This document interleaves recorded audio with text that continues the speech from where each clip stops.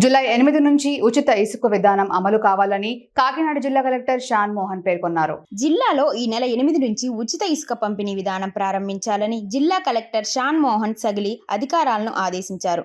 రాష్ట్ర ప్రభుత్వ మార్గదర్శకాల ప్రకారం జిల్లాలో ఉచిత ఇసుక పంపిణీ విధానంపై శనివారం కలెక్టరేట్లో జిల్లా కలెక్టర్ షాన్ మోహన్ జిల్లా స్థాయి ఇసుక కమిటీ సమావేశాన్ని నిర్వహించారు. ఈ సందర్భంగా ఆయన మాట్లాడారు.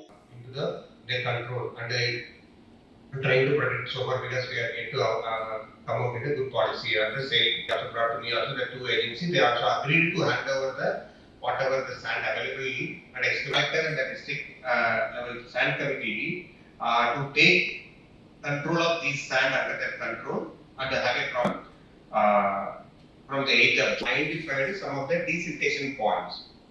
Now the desiltation points belongs to the irrigation from environmental management plan and to get the APPCB's approval so that that sand also can be made available. So I request all the collectors to ensure that I have a detailed set and I hope so collectors have received this PPT also gone through it, but still I thought I will go through it. In the line we go for the identifying remaining sand for the rest of the year.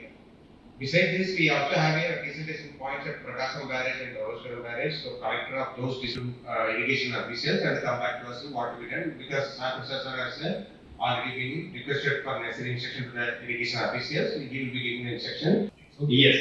Yes. Sir. So, can you summarize the works that the collectors have to do to ensure the sale distributions now, like starting from the beginning till this, so that they can start the operations on Monday? Sir, yes, sir.